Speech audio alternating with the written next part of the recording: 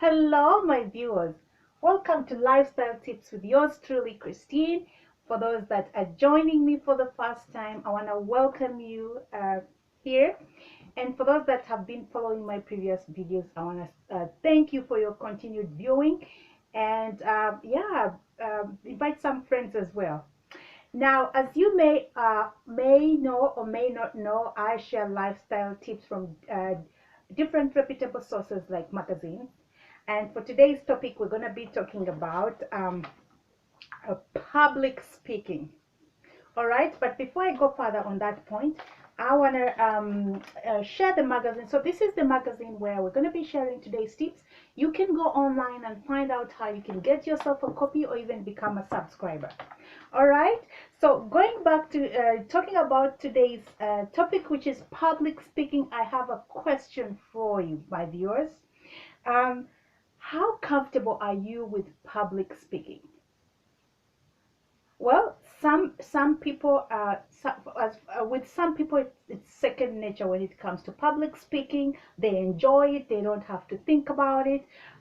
They get excited when they have to do a presentation or when they have to speak to the public. But for some people, it's not that easy. It's a cringing experience.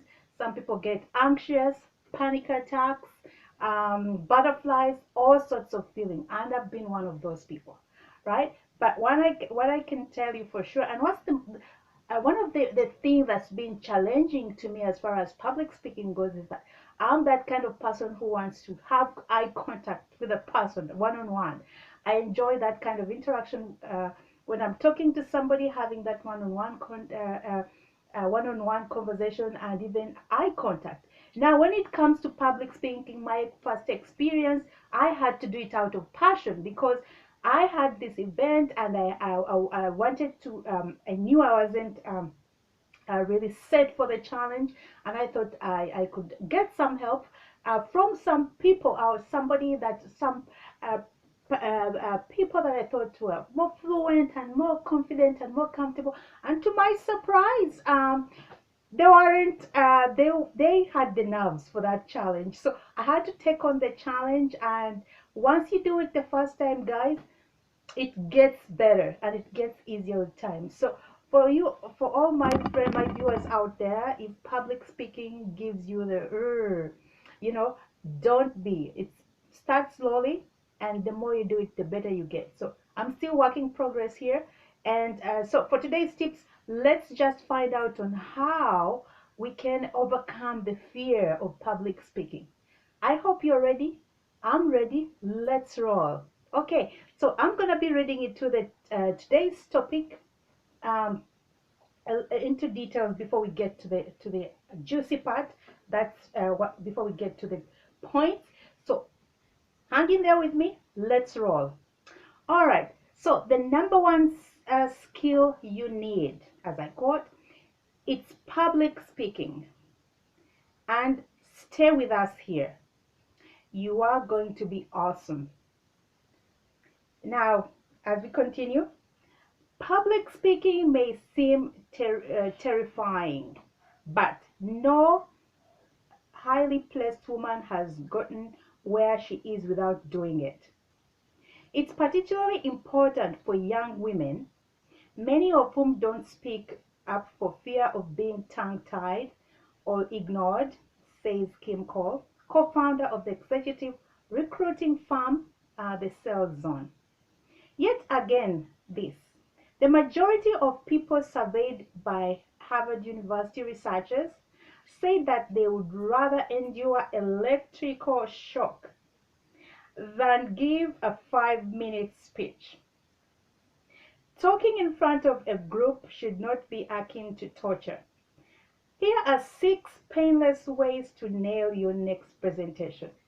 Now, this survey doesn't surprise me because for anybody who has not done public, it's one thing when you're speaking to a group of friends, but it's something else when you're speaking to a room full of people, most of the time strangers that you do not know about. It's a daunting feeling. But we're gonna have to, we're gonna get rid of that fear here today. So our number one tip is Interact with your audience. And let's find out how. If it's a small meeting, get there early and greet people as they come in the door. Suggest performance coach and psychologist Nancy Settling. If you think of your talk as just a continuation of that conversation, you will wind up using the same voice and tone, meaning you be yourself, which is key to any successful presentation. All right? I like this tip, and I think this is a fantastic tip. I think if you get there ahead, an hour or 30 minutes before your presentation, interact with people, get a feeling of get a feeling through conversation of who's who and what they're all about.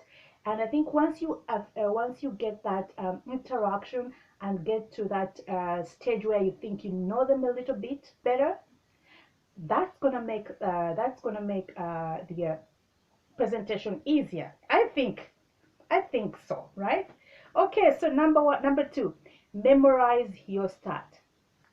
You tell I'll tell my clients, don't just have an idea of what you will say. Literally memorize those first 60 seconds, says Bill McGowan, communications coach and author of Pitch Perfect: How to Say It Right the First Time Every Time. You're almost nervous then. So acing that portion will build confidence that will carry over into the rest of your presentation. Well, I think this is another perfect tip. I think kind of memorizing your start will make it a lot easier starting off that speech. And as time goes on, you're going to build momentum as far as your confidence goes, and it's going to flow just naturally, right? Okay, so number three, fake it until you feel it. All right, let's find out more about that. In a series of studies involving karaoke, public speaking, and math performance, Harvard Business School researchers found that when participants thought of their nervousness as excitement, they actually performed better. Just telling yourself, wow, I'm excited, can turn stress into something positive, says study author Alison Wood Brooks, a PhD. Now, I agree with this. I think there is that excitement, which is a nervous excitement. It's like you're kind of scared of doing something. Sometimes it's stage fright, right? And then there's that excitement, which is more like an energy that you wanna get. That is kind of once you can only bring out when you get to the stage, right? So that there's two I believe there's two different kind of energy here, or excitement. So if it's that excitement which is I can't wait to get this done, or I can't wait to get there. I think when you have that kind of excitement, once you get there, it's fun. You enjoy doing it. It's fun doing it. I believe it's a great feeling, right? Just the same way I feel before before I come to share these tips with you. I feel I get that excitement, and I get those butterflies in my belly, and I'm like, I can't wait to share the tips with my viewers. And the moment I get it out, ooh, it's such a great feeling, right? Okay, so number four. This is gonna be number four tip. Breathe. Okay, let's find out how. If you start to stammer, stumble, or speed talk, don't acknowledge it, says Setlin. Just pause. Breathe out a quiet, exaggerated sigh, and focus for a second or two on the soles of your feet. This will ground you. Then turn your attention to that one point the audience needs to hear next. If you put the spotlight on them and what they need, there won't be any room in your head to worry about you. All right? So my understanding here is I think you gotta relax if you can. Breathe, Take your time. If you're reading some, if you're reading of piece of paper, or you're reading of some bullet points, take your time, relax, breathe, and don't rush through things, right? Okay, so number 5, pause a lot. And let's find out more about that. Speaking slowly steadies your pace and soothes your delivery, says Lisa Watts, founder of the San Francisco Voice Center. Pauses also help the audience process the information, which will make them more attentive and responsive.